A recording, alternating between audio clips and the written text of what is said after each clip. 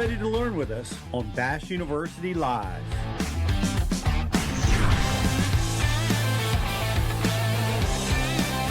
Bass University Live starts now.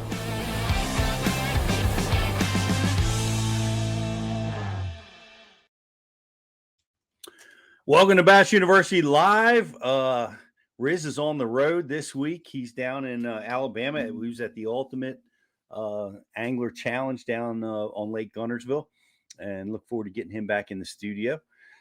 And great to have you guys with us. It's fall. Leaves are changing out there. We are going to be talking about how to catch fish in the fall with one of the great ones, Justin Lucas, longtime Bass University instructor and friend of mine, and really looking forward to having him on the show, taking on fall transition down south on the Tennessee River. Around here, the leaves are just starting to turn, so the water temperatures are dropping, and this is really one of my favorite times of year to get out on the lake. And I want to invite you guys to go check out the Thump Gel Glow. The glow in the dark Thump Gel is available. It's on the TikTok shop and other places, so you want to go check that out. This is a great time of year to be punching mats. What a really innovative tool to be putting on your bait to light it up in those dark conditions under the mat. So go check that out. And man, we're going to be talking about fall transition. Maybe we'll be talking about buzz baits and top waters. I don't know. This is one of the new Berkeley Rivet. It's Riveter buzz baits. Just got my hands on a couple of those. Maybe we'll be talking about top water in the fall transition. I don't know. We're gonna dive in deep. I wanna just let you guys know new stuff coming at Bass University. It's going to be announced very soon, but you can look for us on Roku, on Amazon Fire Stick TV. There it is, coming soon. Our new app is going to be at the App Store. Everything's updated, faster. Lots of great new instructional content from the greatest anglers in the planet, as usual. But we're listening to everybody and what you guys want, and we're delivering it to you. We're excited to roll it out here in the fall to help everybody become a better angler. One of the things that everybody's asked for is download capability, so you can watch it when you're on the out of the way places, when you're on the plane, when you're driving to the launch ramp. So that's just one of the great new features at Bass University. So look forward to rolling that out for you guys real soon. But right now, let's roll out the man, our guest for today. He's fresh off of Derby down at Lake Guntersville. Man, it's good to see you, Justin. What's up, dude? Thank you for having me. Oh, man, it's always great to hang out with you. We had a blast. We got to hang out with you, a couple months ago on the water up at Lake Champlain. That was very cool. Little walk down memory lane for me and you. It was. I know we were fishing not far from where you and I had fished. Freak, man. That was 2009, 16 years ago. I'm sure we talked about it out there on the water, but that was pretty crazy, pretty surreal being back in the boat together 16 years later, not far from where you and I just blasted them that day. So that was really cool. That was an epic day. That was one of the funnest days. 2 20-pound bags sitting in the live wells, man. That's yeah. You're having a good day. Of course, up at Champlain these days, everybody's got 20 pounds. Have you seen the weights on the recent tournaments up there? It's insane. I saw the EQ weights, unbelievable. My buddy Emil Wagner won that one, and man, yeah, just those 22, 23-pound bags that's big. That is big. I remember like when we fished together 15 years ago. I mean, when breaking 20 pounds with smallmouth was, it's notable. Yeah, that was a big deal for sure. Yeah. Now it was, I think it was 70th place had 20 pounds. Oh my gosh. And we've never seen that. And I there was a lot of largemouth caught in that Derby too, the EQ tournament you're talking about, but they're mostly smallmouth. Smallmouth bags. Yeah, I mean, I think the lake's healthy. I think it's a mixture of a good, healthy lake and being able to target those fish that are truly out there just feeding up like crazy, so they might be 4-pound fish, but they're weighing 4.5. They got a 4-pound body, but they're weighing 4.5 because they're so fat, full of bait, prepping up for winter, and it's just pretty amazing. It's pretty amazing, how many fish just live out there in the abyss and live like that. We never thought. I mean, if you wrote an article about bass fishing on Lake Champlain in September 10 years ago, it'd be a totally different article than you'd write today. It's the truth. And it's interesting that like a lot of our tournaments over the years are all in that post-spawn early summertime deal. Sure. And Yeah. and they're probably at their lightest of the season at that time. Yeah. That's very true. Very true. It's very cool to see September weights, and I want to see the tournament organization, Justin, that has the balls, the guts to bring us there in like late October. Come on. That or pre-spawn, right? Like, yes, I'm on, I don't know the New York laws, but I'm on the scheduling board with Major League Fishing, just kind of trying to help them go at the right places at the right time and trying to think outside the box. We got a really cool schedule this year. We getting OHIV in there and Gunnersville in January, but we've been to so many places, and that's the tough thing people don't realize about tournaments is they got to make money from going to these places, right? The organizations have to make a little bit of money. But if that's the case, I'm all about switching it up time of year, like you're saying, either October or pre-spawn. And with MLF, we have a unique situation that everything's catch and release. So we can do slot lakes. We can fish on places that if you're not allowed to box a fish, but you can catch and release, we can be there. So I want to see a pre-spawn tournament up north. When's the last time you ever seen one of those, dude? Never. Unless you're a Canadian. I think maybe the Canadians roll out. But I could tell you this, Justin, I have sampled the pre-spawn bite up north, and it is just sick. The fish are really at the biggest, and they are ganged up, and the ice is just melted, so they haven't seen a lure for quite a long time, and it's fantastical. I really hope you can pull that off. We'll see, man. I mean, all I can do is give my input. I don't have the final say on all that, but I think it would be really cool. I think it would be too. Well, means we're going down that road. Let's go down there a little bit more. There's some changes. I think Major League Fishing has enjoyed a kind of I don't know if you call it a surge, but like people are interested in the regulations, how they've limited forward facing sonar, and where you can only use it in one period, and there's new rules for the Pro Tour, and there's new rules for the BFL. I think it's 3 hours per day.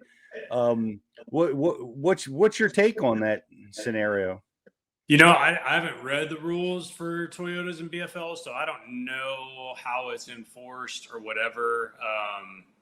But personally, I've loved it on the Bass Pro Tour of knowing that everybody only has it on for 2.5, our periods are 2.5 hours. So 2.5 hour period. I tell people I caught more fish on a crankbait this year than I have in the last 5 years combined.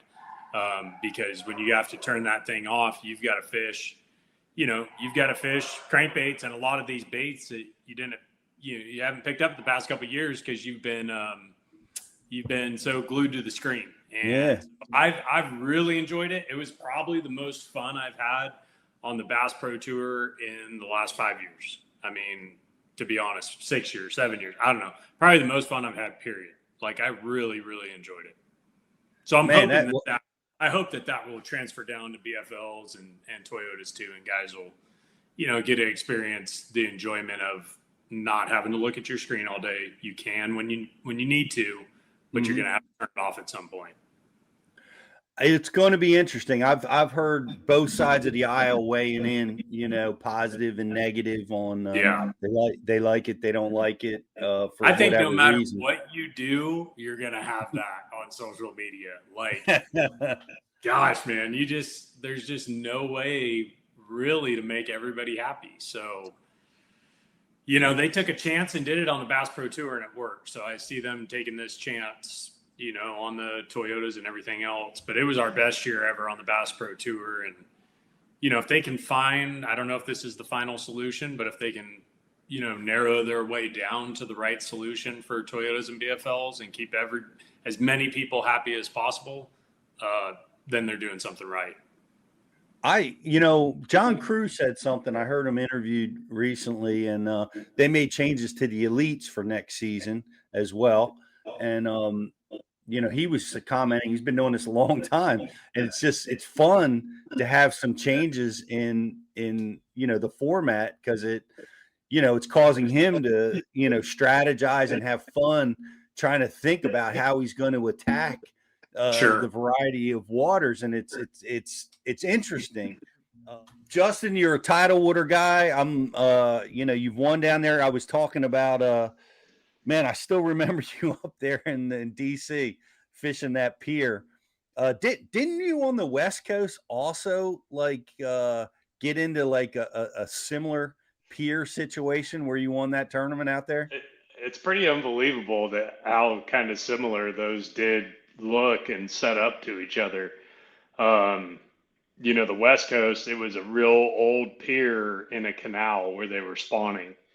And I was just dragging that pit boss. I didn't catch every fish there throughout the tournament, but on the last day, that thing really came through and saved me. So yeah, it is pretty funny. I know that you say that, to think about, 3,000 miles apart, and they actually look pretty darn similar.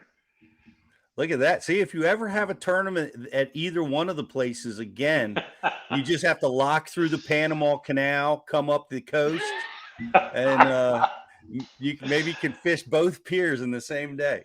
Yeah, I don't know if I run out of gas, if Ish is going to pick me up that far away this time. So, that's pretty good. That's good stuff. But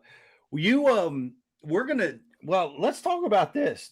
We were talking about forward-facing sonar, and Tucker Smith just won down on Lake Gunnersville, and I don't know the details on that. I know you fished the tournament. It's fall down at Gunnersville. No scope was allowed. What were the winning patterns in that tournament? I don't really know. I can't get info, so I had to fish this tournament without being able to get info, so couldn't really talk to anybody unless they were a Bass Pro Tour guy. And it was actually the same thing for the elite guys too. They also have an event here in February, so they could only really talk to each other. So I don't really know what Tucker did, but from the sounds of it, just the short little clips I've seen, a football jig is how he caught some really big fish, and that's typically not standard this time of year. Normally, if you see a Gunnersville tournament on the schedule in October, it's going to be punching, frogging, topwater type deal.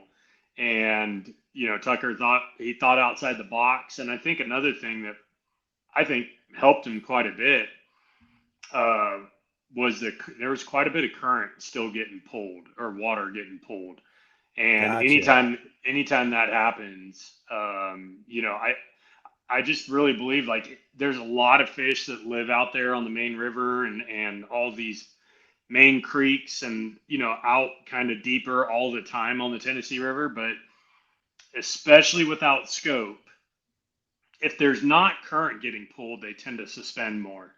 But as soon as there's current getting pulled, a decent number, say 20,000, 25,000, they don't want to sit up in the water column and swim against the current all day. So they really seem to tuck down to the bottom, and that would make sense why his jig, works so well, especially the first 2 days. He caught some really big bags, and I think that last day they might not have pulled as much, and that might have hurt him a little bit. But, I don't know that all for a fact. That's just speculation on what I saw out there. So, yeah, well, that's it. It's interesting, and it was a great win for a scope kid going out and winning non-scope. So that was he surely shut a lot of people up. I think it's great. The thing about these kids is there are some that can just scope, but you have several of them. Tucker obviously being one of them. I think Trey McKinney, same way. Hmm. A lot of these young guys, they just know how to fish, and they're putting in the time and the effort. Learning everything that's available to them. So you can't knock them for that. What I don't like seeing is when, because I'm in the middle, so I have friends both ages. I've got friends in their 50s and friends in their 20s. But when the older guys are complaining about it, but they don't go in and put in the work to learn it, I'm like, come on, dude. Yeah. Like you got to put in the work. You can't just expect everything to be the same for your whole entire 20, 30-year career. So you got to put in the work, and that's what these young guys are doing. And so I love being able to see the young guys catch them with and without scope. To me, I'm all about that. Like I love it. I think it's good. I think it's good for the industry. I think it's good for them personally. And I think Tucker and a couple of the other ones too, Emil Wagner, Hayden Marbut, like these guys had great tournaments, and they're known as just scopers, and they didn't even have it on their boat. Couldn't even use it. That's awesome. Well, it's to me, I love it. I love learning, and I like the power of the scope, what it's teaching, what it taught me. And when I'm teaching guys, especially teaching kids, like you're normally trying to describe, well, here's what's going on down there. You got a chase scene happening, or you got a brush pile with bait fish in it, and they're looking at you like you're crazy, like whatever, you don't, how can you possibly know? But now you can Yeah, just pan over and you can see it, and so the lessons you're teaching, you're able to see it, people get it, seeing, well, it's like a whiteboard being drawn out for you, dude. Like, I yep. mean, that's a great way to put it. I mean, it is and in your mind, you pick that up so much faster. Like rather than somebody just telling you or trying to draw it out or read it in a magazine. When you see it like that, it Hmm. just makes you understand, like you're saying, like, oh, they do this and that's how they sit. So even if you're not looking at your bait all the time or not looking at the screen, you like these guys, for example, this week here, they knew there were some areas where there were still fish using deeper water, and they were able to go in there without scope, but in their mind they knew what it looked like, pre-practice, whatever, or even back in June, how they set up on the bottom on these hard spots, shell, all that stuff. And so they know what they need to do with their bait to, even though every cast might not be perfect on a fish, they're making their cast and presenting their bait the way that they should, where they might not have known that before. Yep. And that was the other thing. Like the mapping is phenomenal, right? I use the Lake Master, Humminbird Lake Master Oh yeah. mapping, but I know how to triangulate. You know, I've I know that skill. I can tell you, forward facing sonar has made that so much more efficient, right? I can see the target. I can hit it on the first cast most of the time, Oh and yeah. now, like in this tournament that you just fished, or a lot of the time that you have to fit, you have to go back to that skill. Like I know there's a stump out here, right? I'm trying to hit it. It takes a lot more time to do it, but it's obviously, if he's fishing offshore and winning that tournament with a football head, he's using some offshore triangulation skills in addition to his mapping to get that bait where he needs to. No doubt. But your efficiency goes down, so the weight of the tournament is going to be lower. And Yes. so just because of efficiency, right? Which is Hmm. your time and accuracy. And so had you been able to use scope, I think Tucker won with 72 pounds, or let's say it was 72. Had you been able to use scope, it probably would have been 80, 78 to 82, Yeah. just because of efficiency. So I do think that scope, it's just like at Champlain, it makes the weights look bigger than they typically would Right. be, because you're so efficient. efficiency. That's the key. I remember giving up.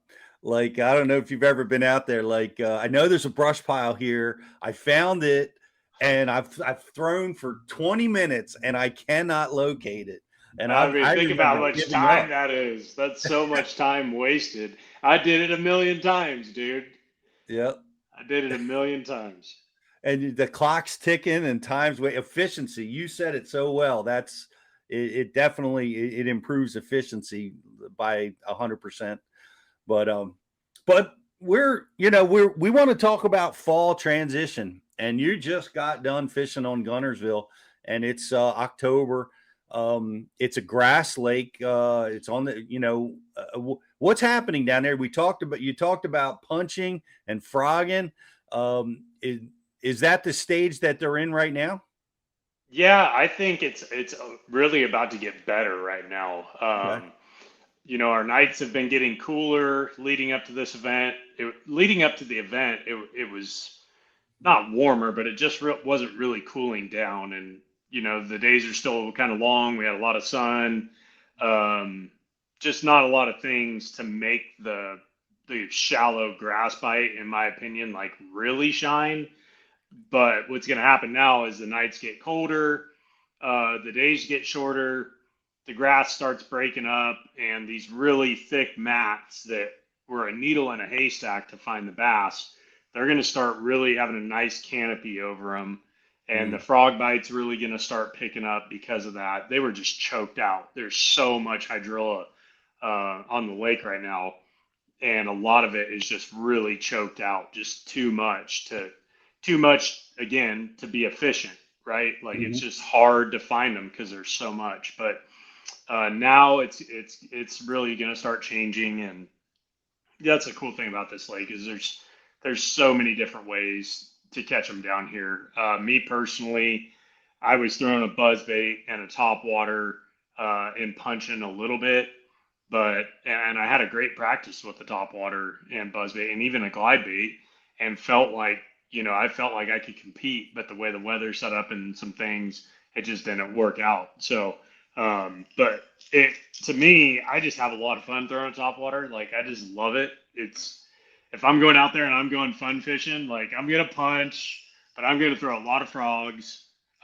This is what I was throwing this week. It's just a Berkeley Jaywalker. It's a 120 size, just your standard walking bait. And I think a lot of people get away from this bait on Gunnersville because of the eelgrass. They get kind of discouraged by it, right? But man, they still crush that thing. I caught a couple 6-pounders leading up to the tournament, 6.5s, which are really good fish this time of year. And both of them on topwater walking baits, just that guy right there. And it was really fun. Man, my kids had a blast with doing that with me. So that's really cool. Buzzbait bite, really fun right now. You can throw this stuff all day too, Pete. It's not like it has to be a cloudy day or anything. The fish are really schooling up.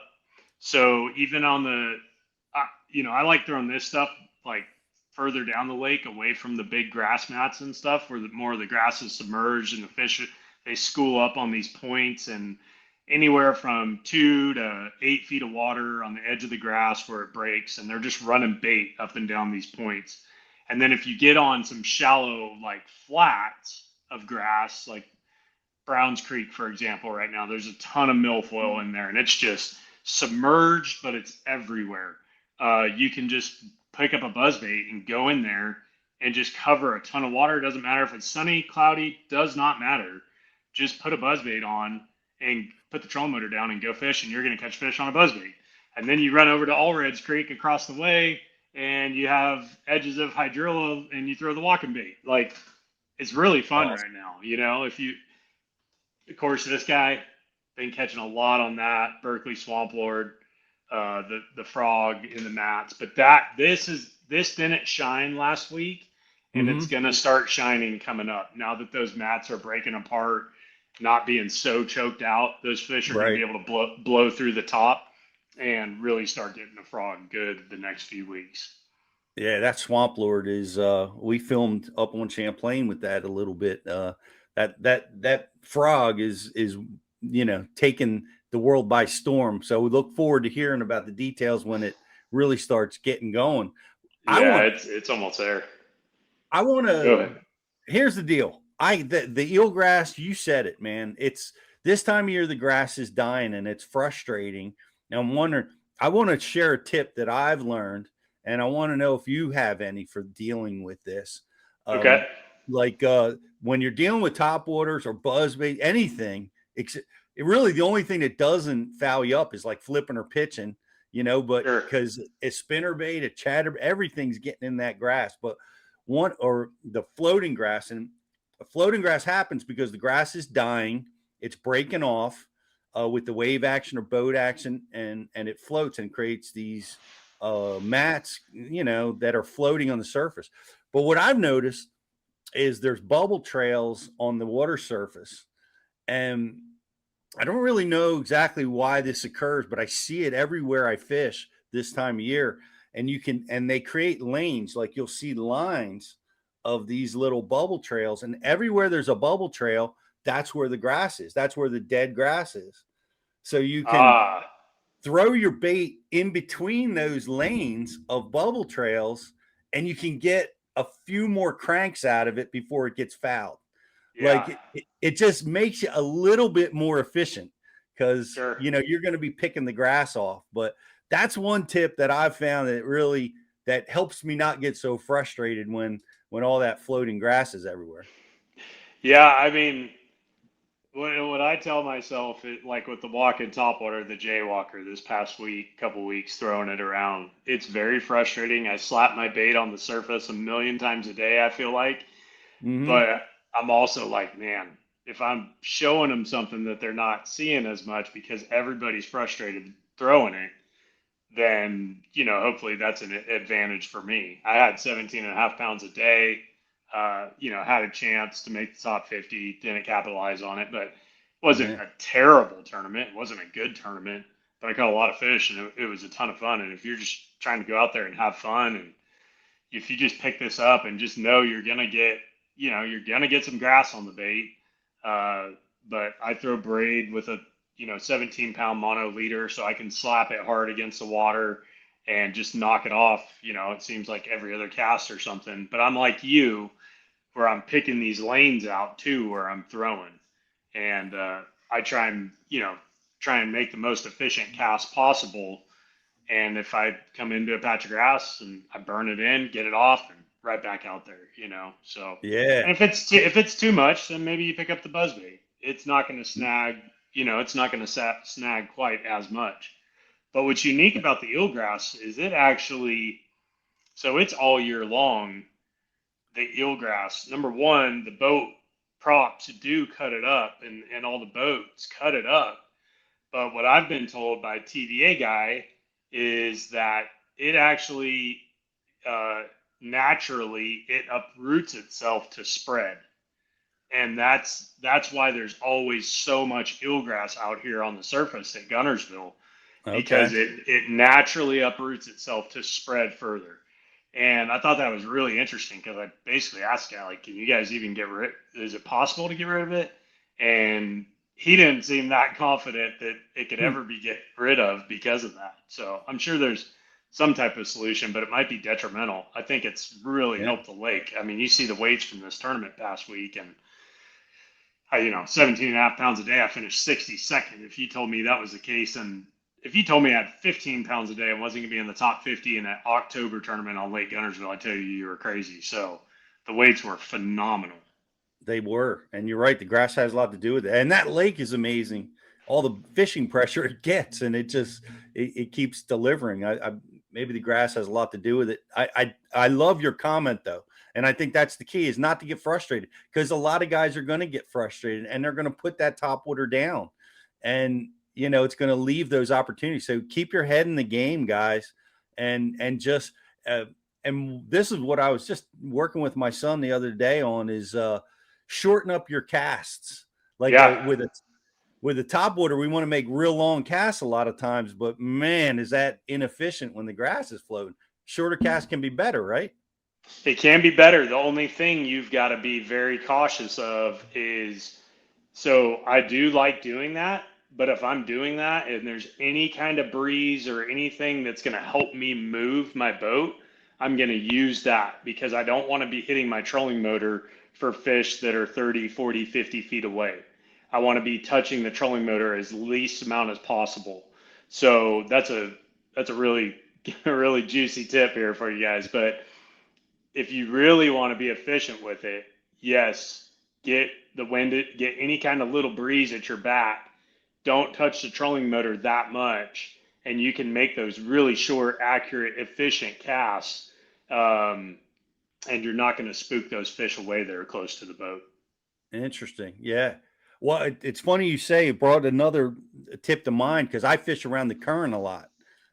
We have heavy currents on our river systems, and Sure. and when this time of year when the grass starts dying, you get these like they love to get on the hard stuff in the fall on some of these river systems as the bait leaves the grass, and you get on maybe a hard point or something, and it'll have a big floating, like you can't even fish it, like much less a topwater. You can't hardly fish anything. Well, here's the tip: if you leave and come back 15 minutes later, a lot of times it's clean. Ah, And there you go. yeah, it's like you kind of point hopping and like, all right, this one's choked, that one's choked. Oh, this one's clean, and then you can come back and cycle through because the grass comes in waves. It comes in Sure. big giant waves, and the Sure. current or wind will carry it down the lake. So Yeah. interesting tips that we both faced dealing with grass over the years. Oh yeah, But man. We all come up with our own little things, that help us out and work for us. But definitely yeah, one, Randall Tharp taught me that one years ago is just, how to be really stealthy and use the wind to your advantage in certain situations. Because he was really big on that with his flipping in Florida when he yeah, was killing them at Okeechobee for years. He would always drift with the wind. And you got to think about those fish in 2 to 6 feet of water. They're going to hear everything going on above them. So, and they're really smart too. At Gunnersville, they know if a boat's there, they know. But when you catch one that if he didn't know you're there and he just goes absolutely ballistic on your top water 30 feet from the boat, you're like, "Yep, I tricked you. You had no idea, I was here." And I like that because that kind of stealthy presence, and it's like the hunting aspect of fishing to me. So that was pretty cool. yeah. That's very cool. Well, you brought up the honey badger. Um, I wanted to bring up this bait. Now this is for me this time of year is cranking. Oh, the little This money is badger. this is the money badger, and this is a thumping crankbait. And I just started working with it the other day, and feeling it in the water. I have not caught a fish. I've only made a handful of casts with it. I made my first cast with it just recently. But what a thumping! I love this bait. Just want to give a shout out on this bait. I can't wait to get out cranking with it this fall because a lot of the baits that are designed are really narrow or tight. It's hard to back in the day, everything was big thump, thump, thump, thump, and it's hard to find a good thumping crankbait. That's one of Yeah, them right that there. that thing in the winter, man. Ooh, winter pre-spawn. That bait right there is deadly. Nice. Well, Deadly. I'll I, have several of those tied on come November, into nice. November, beginning of December. Of Okay. course, we're in different seasons between up there Y- and down here. So Yep. Yep. Well, we'll yeah, November we've almost got ice, but surprisingly these fish will still bite, right up until that ice forms. But you're that's cool. we're talking about Gunnersville. It's a grass lake. What other grass lakes would be similar to that? Is Pickwick as the grass still there? Chickamauga, will they all be, going down that same road that Gunnersville's going down? I don't ever fish those lakes in the fall. Like really, I never have. So I don't know exactly. They draw those lakes down too. Gunnersville is very unique in the fact that it doesn't get drawn down as far as all the other TVA lakes. Like those get drawn down 5 to 7 feet. But the Yeah. same the same stuff still works. You know, you might not have mats to frog in. Of course, on Chickamauga you will. Nickajack, yeah, absolutely. But walking a topwater bait, you know, or we just saw Laker Howell win at Wheeler Lake, right below Mm. Gunnersville. You know, running the walking bait down there. So it's still all this stuff still works. It's just the targets and where the bass are sitting might be set up a little bit differently than Gunnersville. Yeah, I remember now that you say that. I fished an open down on Watts Bar. Yeah, It was in the fall, and they were drawn down. The water was being drawn down, and it did change the habitat. It was one in offshore brush piles and that type of stuff. You know, sure.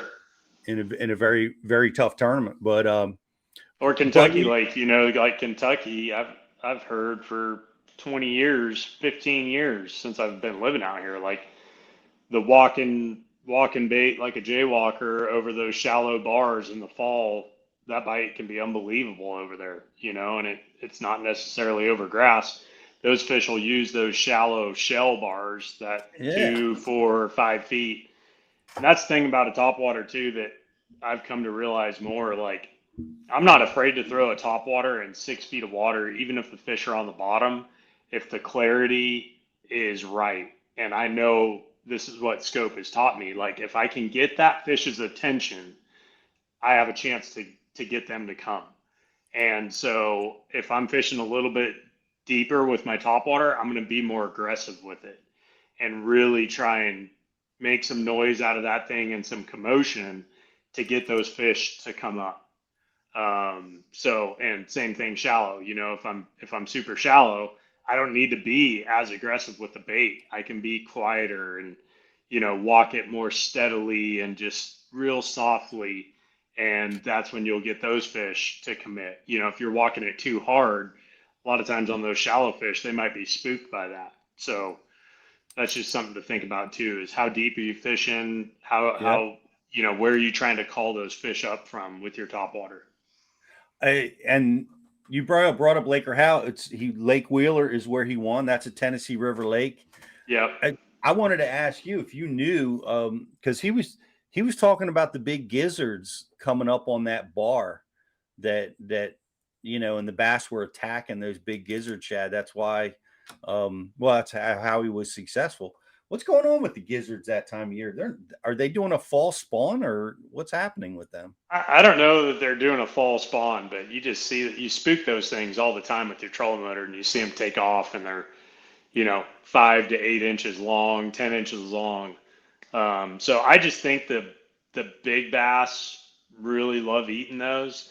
But I don't know that I try and target them specifically as much as I'm just trying to find the bass. You know, if I'm catching 2 pounders, yeah, they're probably not eating the gizzard shad that, you know, the size bass that I'm looking for. So if they're just 2 pounders, we're moving on to something, hopefully to find something better. But if you're catching 3 and 4 pounders, there's a good chance they could. And I think, you know, down here on Gunnersville, there's so much bait. I think a fish could be living on a, you know, 6 foot grass point and you walk a topwater over their head. And I don't think they care if it's a shad or a gizzard shad, threadfin or gizzard. They're going to freaking come and get that thing, you know, like they're just trying to eat, dude. So Yeah. you'll see them mixed together. I'll see, you know, my trolling motor spook some shad off and then spook a few gizzard shad. And I just think the fish down here are like opportunity feeders. They're just going to feed on whatever, you know, whatever's available. Oh yeah, that's interesting. I want to dive into your bait. You the walking bait. Talk to me. You talked about a leader, and what kind of length leader are you throwing? And what's your pound test? I think you said 17. I can't remember. What's your pound test on your braid and your leader, and what's your setup there? Yeah, so I go back and forth with 30 and 40 pound braid. I'm really kind of starting to like 40 better. I get just a few less backlashes. 30 pounds pretty tricky on a bait caster. Um, you know, 40 is definitely a lot less just So, the line catching and stuff. It makes a big difference. But mhm. I throw 30. It's fine for me. I have about a 4 foot, 3 foot leader of mono, 17 pound Berkeley XT mono. I mean, as old school as it gets, but of course, we know mono floats, so it's not pulling the nose of the bait down at all. And I do just think it helps two things. It floats, it doesn't get tangled up in the line. And I do think on maybe a little bit calmer day, if those fish are examining it at all, not having braid out in front of the bait, Helps. might get you a couple extra bites. But the majority of the time, yeah, you could probably just go straight braid and it wouldn't be a problem. Other than just, you're going to tangle on that front hook a little bit more. And that's kind of annoying to me. But I throw it on a fast reel. It's I think it's a 8 3 to 1. Yeah, 8 3 to 1. And then I use a longer rod than probably, I don't know, I wouldn't say most people, but this is a 7'4". It's a medium heavy, but it's a moderate action. So it's got a real parabolic tip to it. And I like the 7'4" because when I do need to get distance, like say they blow up, I don't know, 40 yards from the boat, 120 feet, 130 feet, 140 feet away, if I need to reach those fish, I can. That extra 4 inches makes a big difference in casting distance, like between a 7 foot and a 7'4". So the only time I'm not going to use the 7'4" is if I'm like walking a popper or maybe a smaller topwater up around the bank and I'm making those real short pitches, real accurate throws. But other than that, I think the length of a 7'4" with your casting distance and then, the leverage you have against the fish on a hook set, all the benefits far outweigh just throwing a 7 foot all the time. Man, I tend to agree with you. I know a lot of guys choose that shorter rod because it helps them walk the dog better, without like. I'm walking this dog just fine over here with the 7'4", dude. This thing's it's walked its balls off the past couple weeks, dude. Are you still sore? Are you old enough where you get shoulder pain and elbow pain like I do?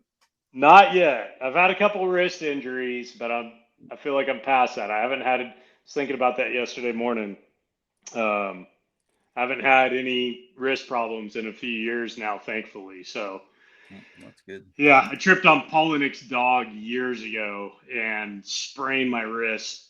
It was the year I won AOI. We were actually up there at the Chesapeake, and they canceled the tournament. You remember the big flood or whatever?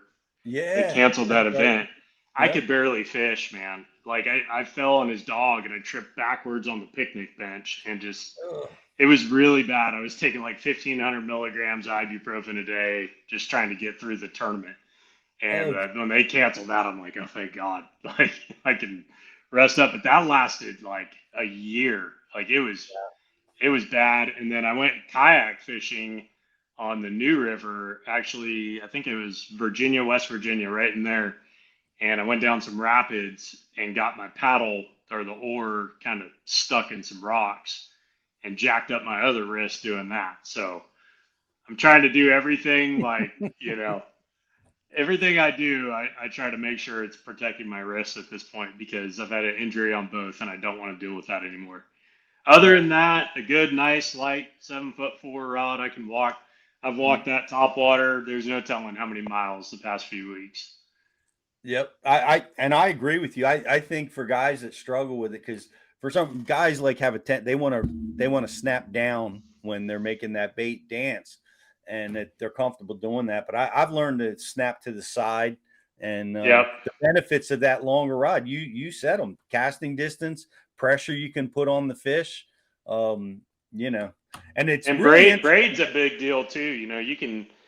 I still see a lot of people throw straight mono on Topwater, and man, it's so much easier to work a bait with braid because there's no stretch. You have instant access to that bait. As soon as you move your rod, that bait's going to move, and it just makes a big difference in the ease of doing it. It's interesting, and I've heard this before, but 30 pound is all you need, but you're talking about, scaling up sometimes to 40 because that skinny braided line on a long cast that's kind of a pain in the ass to get out there, or I mean, you backlash, It definitely can happen, man. I mean, I don't care what brand you're using. Like 30 pound is just thin on a casting rod, and it's as low as I ever use on a casting rod. But I am getting more and more to where I like 40 better, just because, like you said, they blow up, and you got all that adrenaline going, and you got to hit them, Yep. and you got too much adrenaline going. You try and fire that thing over there with 30 pound, and I don't use any brakes or anything on my reels. Everything is completely turned off. So for Wow. me, my stuff is super loose, and yeah, I get a little excited when they blow up too and make a mistake here and there. Yeah, because you make a good point. You got to be smooth. You almost got to like hesitate on your back cast to make sure you're rolling out a smooth cast with braid, or because that's the other part, or I struggle with.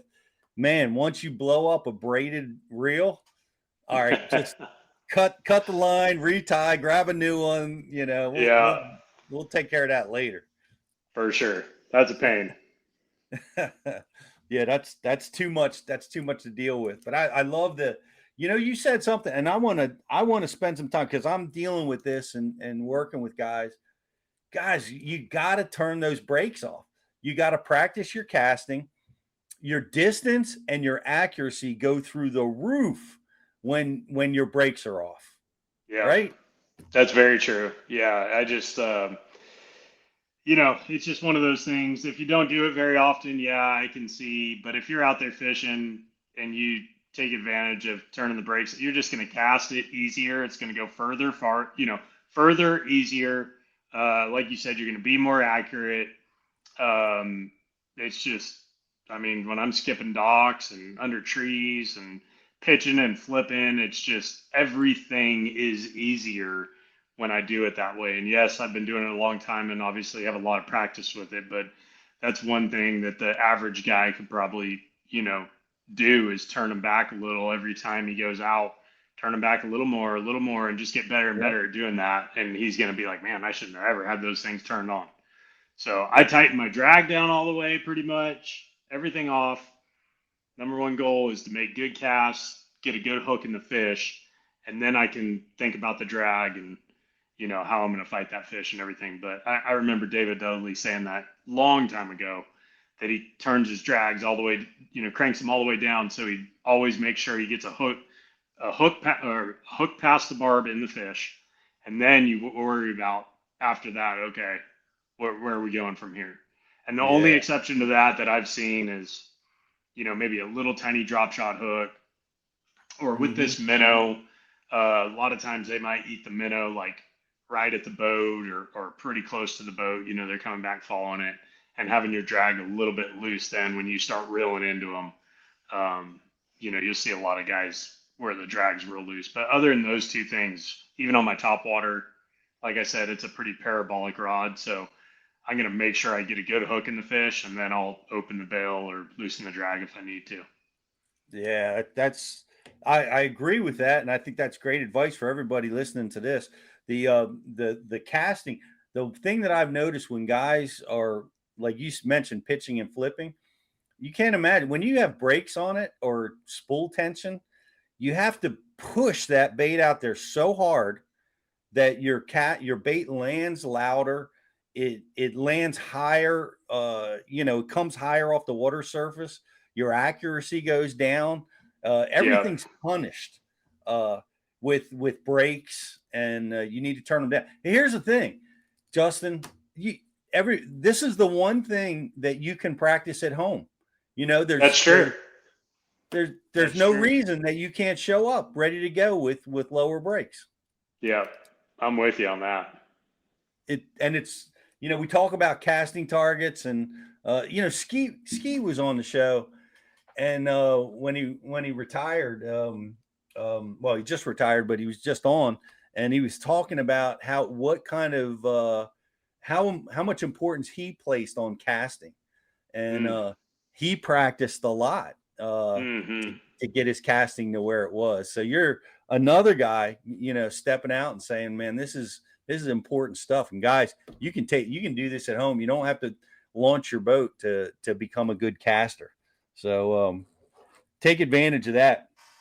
We're talking about topwater, froggins coming. We're going to, then in November, this is going to be happening. When does that transition usually happen? Is it when the grass all dies off? What can we look forward to in late October and November down on places like Guntersville? Well, at Guntersville, there, once all the grass starts dying off, it's really going to be a scope deal. That's when those fish really get suspended. They're chasing bait. But there's other lakes like Smith Lake. If I was going over there, that's when I would pick up the crankbait, in late November, in December. But Guntersville is kind of unique because it doesn't seem like they get great on that, on the crank and bite and even the lipless bite and stuff, unless we get some rain. That's kind of the thing, because the water will get so clean in the fall. You'll have 3-4 foot visibility, and that's not great cranking conditions down here. But as soon as you get some rain and they cut the water on and they're moving some water through the system with, you got a little bit of color in the water, you can have some dynamite winter days cranking out here, just on those harder bottoms, rock walls, bluff walls, stuff like that. But until we start getting that rain and we just start going to move into this late fall, the topwater bite's done, it's going to turn in really to just a scoping deal. And last year, I don't know if you remember the weights, but they were absurd. 35 pounds, 34 pounds. Like, I think there was a tournament that like 30 pounds wasn't even in the top 5. So wow, it's ridiculous how good it gets now that we can target those fish, because you used to just, when all the grass would die off and you can't punch or frog anymore, then you're throwing a jerk bait, and you're like, man, November kind of sucks. Like, it's not very good. And yeah, it's hard to target them without scope, but if you have scope, that's actually probably maybe the best month of the year now is probably late November, because all those fish seem to get out. They float around chasing bait, really feeding up. And then what'll happen is after they do that for a while, they get pounded, you start getting a little bit of rain, they start really sucking down to the bottom, and it almost seems like a lot of them will lay on the bottom for the winter and then, move their way back into the grass come warmer days in the spring when they're thinking about pre-spawn at that point. Interesting. Well, when that scope bite starts, is it just following the bait, or is it a points thing, or deep flats, or river channel? Where would a guy in November start his scoping hunt? If you just get in the middle of creeks, that's about all you need to do. And it's all about putting your trolling motor down and just staring at your screen and covering as much water as possible. And just learning where the bait's at. The current and the wind and all that type of stuff moves the bait around and pushes it around. So it can be a little bit different every day, but the fish really seem to be inside the creeks. And yes, there's a lot of drum out there too, but if you focus on all the fish like that are in the top, say you're over 30 feet of water or 20 feet of water, if you focus on the fish in the top 5 to 8 feet of the water column from the surface to 8 feet, those have typically been bass where everything below them is drum. It seems like you'll waste a lot of time fishing for stuff down there in 10, 12, 15 feet, and they might not even be bass. Okay. Well, that's great advice. Great stuff to look forward to. And it's on right now, guys. Everybody's watching football, everybody's hunting, and that's cool. But the launch ramps are less crowded, so it's a fun time to be a bass angler. So I love it this time of year. Very true. I do too. It's a great time to go fish. I tell you what I like doing is just getting out there and putting my trolling motor down and just fishing, like whatever kind of. Yeah, I'm coming up to a grass mat. I need to pick up my punch, but like not trying to run around. And that's how I got better with scope. Is I was like, I just need to go go out there and put my trolling motor down. And I did that, and I started learning a lot more about scope. And now I'm just kind of doing that as a fun way to, pick up a chopo for a little bit. Then you pick up a frog, then you punch, and you just kind of fish what's in front of you instead of really trying to zoom around. And especially down here, there's fishing everywhere. So you can just go launch at a boat ramp and stay within a mile or 2 miles and have a fun day, and just keep your trolling motor down all day. Oh, I love it. Heck yeah, man. And it's you're wearing a hoodie or a light jacket, so you're not out there in 90-degree heat, which we've been dealing That's with right. for quite a long time. And it's awful fun. One of my favorite places, and I wanted to ask you about this because we were talking about it up at Champlain. I wonder if you had a chance to talk to the guys about the Hudson River. But this is an amazing time to fish on the Hudson, up in the Catskills. But maybe we'll have an MLF tournament there someday. Maybe. I need to get you on the board and make it happen, man. I would love it. The idea of having a tournament on the Hudson River sounds amazing to me. I know you love that place. But there's so many places that you could potentially go that, especially now that we're down to 50 boats, man, it really opens the door for a lot of places you could go. Well, I need you to influence the Toyota series to come to the Hudson for me. Is that what I need to do? That's what I need. I need a little personal influence here. I don't know if I have any pull on that, dude. Yeah, all right. Well, I'll make the call, but I would love it. I love those rivers, and we haven't been there for quite a while, and things are changing. It's really cool to see you guys going to unique bodies of water, OH Ivy being one of them. And are you going there again? Are you changing seasons on it, or what's happening over there? Yeah, so we went there in the fall for a team series last year, but this next year we're going in the end of March when it's, typically that's when those biggest fish are caught. They're moving up to spawn, and they're the fattest they're going to be all year. So it should be really good. There should be some really big fish caught. We're also going to Orange Lake. I think that's going to be a sleeper that not a lot of people have thought or heard about or whatever, but it's down in Florida, and that's going to be the heavy hitters tournament. Whoa. And okay. I know this last May, same time we're going, there was a club tournament that took 41 pounds to win. So for 5, pretty impressive place. Yeah. A lot of fish over 10 pounds, a lot of fish over 11 and 12 pounds out of that place. Where is Orange Lake located in Florida? Pretty close to Gainesville. Not far from there. Yeah. Kind of north central Florida. Exactly. If I had to guess. Okay. Yeah. Interesting. So that should be a good one too. And yeah, we have a fun schedule. I'm really looking forward to it. And hopefully we'll be on this show talking about a win at some point next year. Let's do it, man. You've won over 2 million. I was looking at some of your wins and your earnings, and you just I'm really proud of you, Justin. That day we fished together, you've taken the last 15 years and become a force to be reckoned with in this little world of professional fishing. Nice job. Thank you. It was everything you taught me that day, dude. Everything you taught me helped me go on and make a career out of it. I feel like I'm just trying to hold on every year. I still feel like I'm not established, and I gotta continue to work hard. And that's the one thing about there's no job security in bass fishing, so it's probably good for me to feel that way and think like that.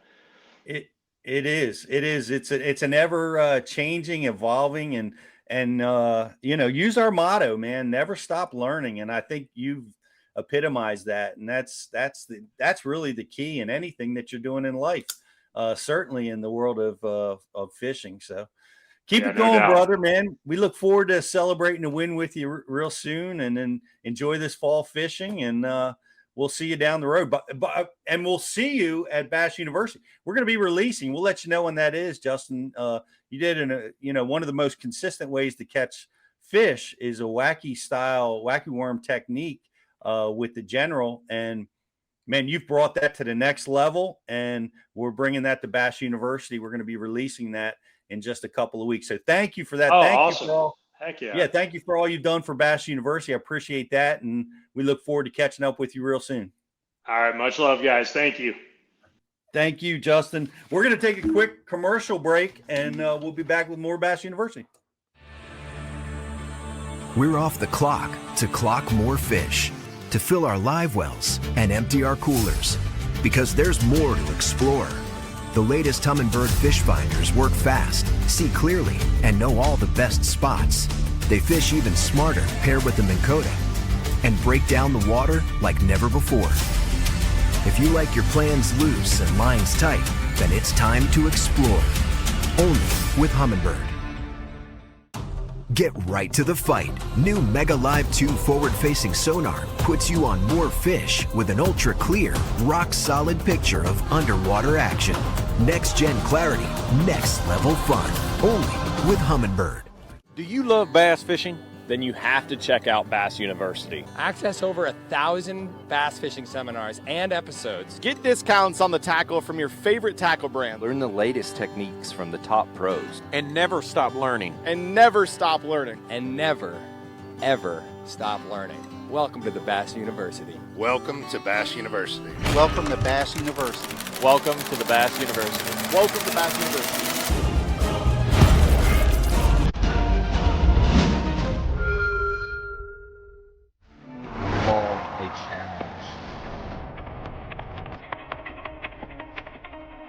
The original Element rods really Cashion's first launch, kind of in a price point level. With that, we got a lot of feedback. And that's what brought about the Element Z2 and its launch.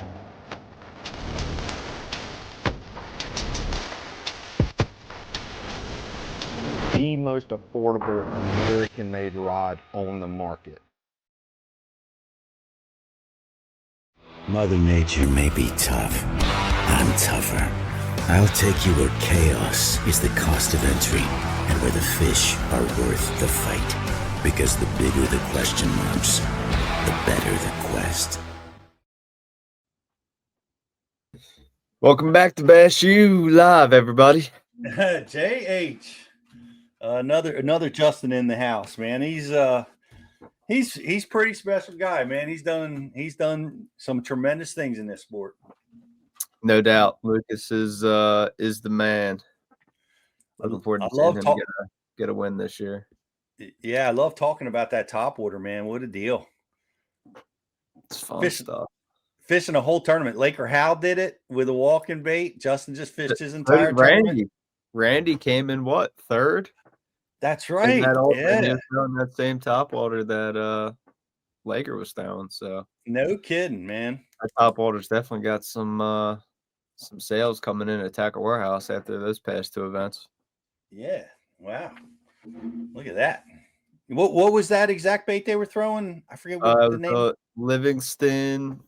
It's a Livingston topwater. I'll get the exact name for you. But Walking Boss. Yep, Walking Boss. There you go. Yep. Yeah, that was really cool watching Laker fish that bar, and just all day back and forth over a sandbar, maybe 150 yards long. That takes the patience of a saint. Just but that's what it takes this time of year. No doubt. Let's sub of the week real quick. What do you think? Yeah, who do we got this week? Shout out to Craig Duran, Eco Bass Angler, with some CD. small draws on the Delaware River, right? That's where he was at. Dude, those are like two unicorns on the doubt. Delaware River. I mean, smallmouth are caught on our river, but those are 3-pounders, 3 and 3.5s. Mm-hmm. And to catch a pair of them like that was pretty awesome. And he won the Derby that day. Well, shout out Craig, man. And shout out to the Five Alive Bassmasters. Yep. I know Craig is, fishing that trail for a while. And, those guys do such a great job, got such a great following. And, a cool format with qualifying. They have their own classic. Mm-hmm. And great supporters of Bass University. So we appreciate them. And congrats to CD, Eco Bass Angler, and smallmouth extraordinaire. So what's going on down the Chesapeake, man? I know we got floating grass everywhere down there too. Yeah, honestly, Pete, I'm probably not the person to ask. I haven't been out in the Chesapeake in about 2 weeks or so. It's been a little bit for me, but I'm gonna head down this week and get on the water. But normal reports on the Chesapeake for all of our local people. They all know the deal. It's fish are starting to move up in the Northeast. Can still catch them on the flat. Also, it's a little bit of this, a little bit of that. I think that's all I got. Riz and I fished in October a couple years ago, and that's when that 9-pounder was caught. Yeah. It was a lot colder that October than this October. But nonetheless, it's true. But Yeah. a 9-pounder, guys, in our body of water, that talk about a unicorn. We have seen that done before, but it's a very, very rare fish. And what was so cool about it was, I remember that it was caught on a shaky head, and this 9-pounder actually bit the tail of the shaky head and was hooked on the outside of the mouth, like on the top of the head. The fish probably shouldn't have been caught, but was caught and won that tournament with a 9-pounder. Yeah, shout out Victor. Victor caught that fish. Crazy. Shout out Victor.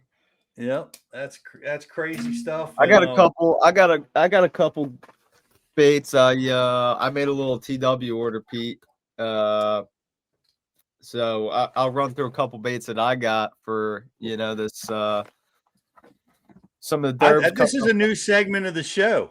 What is Justin Harant buying? What are you buying? What's in your tackle warehouse box? I recommend everybody to buy the opposite of what I buy, honestly, because I buy this stuff and I never end up actually touching it. But this is what I think you're a lot of people are just like that, dude. Yeah. Well, obviously the dice have been a big thing. So I got 2 different dice this year. I got the Q Bomb from G Crack and then the Tumbleweed from Strike King. So 2 different dice style baits. Now stuff that I'll actually use, and this is my favorite worm on a shaky head or a power shot this time of year. And this is shout out to Kyle Patrick for putting me onto this. It's a Missile Baits Robo Worm, essentially. It's in collab with Robo Worm. It's called a Magic Worm, 6-inch. It's a little bit bigger than a normal Robo Worm, but it's the color that Kyle put me onto. I believe it's called Bruiser Flash. It's a blue, black belly, something about that. Get you some bites. So shout out Kyle for putting me on that. I believe that's what he won his open on, that and a jig. Have you been in touch with Kyle recently? Not really. I know he's starting to fish again. I think he's got a week was the last I talked to him, but that's really all I got. I don't got much in here, but some dice, some worms, a couple jigs, sneaky little jig head. I'll give a shout out to Epic Eric on this one. This Hayabusa weedless round jig head. This is a dirty little shaky head. I use it like a shaky head. It's got a tiny little weed guard on there, and it's super light. It's 1/10 of an ounce. It's like a Ned head. Yeah, it's like a Ned head. Yep. Fish like Ned. You can rig it like a shaky head also. But yeah, like a Ned head. Throw one of the big TRDs on that, and you got a sick little setup there. So how's that come through? Does it come through the wood good?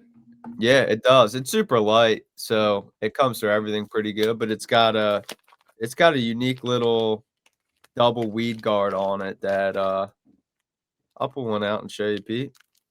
We're doing a whole tackle review on the show, but that's all right. If I can get one of these open. But yeah, they're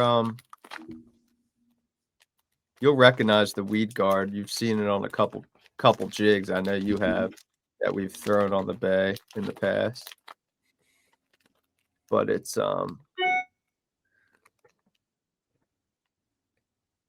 okay. I got you. Yep, like that, and take a big TRD and slide that up there, and you got yourself a deadly combo in the fall on the Chesapeake. Man, that's the big problem is finding a Ned head that will get through the wood cover effectively is a hard task. So I'm gonna have to give those give those a little bit of a whirl.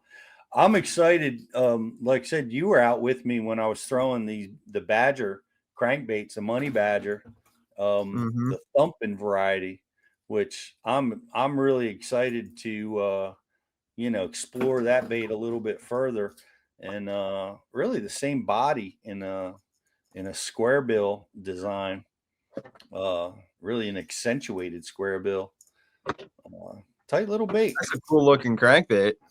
Yeah. The design's fantastic. They got some unique colors, some translucent colors. Yep. But looking forward to that. And the buzz bait stuff is pretty interesting. The riveter buzz bait, and Justin Lucas held this up.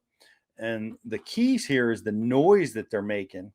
It's got a big rivet here. This has been a technique that Epic Eric's been talking about, but getting those rivets and making those baits squeal. Well, they've Berkeley's doing it out of the pack. And the other one is the Screaming Chapo, which is a Chapo that squeals. You guys probably have seen that. They released it, maybe a couple months ago, but we got an early look at them up on Champlain, and we were busting some smallmouth, coming up out of 10, 15 feet of water to hit the Screaming Chapo, right out of the pack. So some interesting, very, very cool stuff. Tell me that ain't going to get pit, Pete. Are you kidding? Man, that's our top secret tool, man. The Magnum Z-Man bait. What's that called? It's just the big TRD. It's the big TRD. That's its name. Yep. Believe so. Great little bait. I want to give one of the things that I like so much, and I'm talking about these crankbaits, is the cash and rod, guys. And if you member of Bass University, check it out. We've got pro member benefits. You get a great buying opportunity with cash and rods. Well, they make a couple of rods that I highly recommend. Number one is their 711 deep crankbait rod, which I use for deep and medium shallow cranks, and I also use it for lipless when I need to make, when I'm working in shallow water. That long rod's one of my favorites. And the other one is the John Cruz square bill rod. They're both John Cruz rods. Check them out, man. When I'm cranking, I've got both of those rods on the deck, and it's that time of year for me and for a lot of people around the country. So it's crankbait season, baby. So give those rods a look. I think you'll like them. And in the meantime, check us out. We've got tickets for sale at Bass University. Get over there and get your tickets bought. We're going to be in South Carolina. We're going to be in Athens, Texas this year. So we're going to be making announcements on who our speakers are going to be. We're going to have casting contests. We have some really new, cool activities and breakout sessions that we're planning for you guys this year. And we'll be announcing all that really cool stuff real soon. So come on out in the cold weather. We'll be out there in January of this year. So while the ice is still on and the weather's real, real cold, come out and hang out with us and some of the greatest instructors on the planet and have some fun talking fishing and learning some new stuff. And in the meantime, Riz will be back with us next week. He's on the road, traveling home. Look forward to seeing him. He was down working with the Ultimate Angler Championship and Hunter Shryock. And look forward to catching up with him. And shout out to Jocelyn. Shout out to Jeff Olson. And we will see all of you guys next week with another episode, Bass University Live.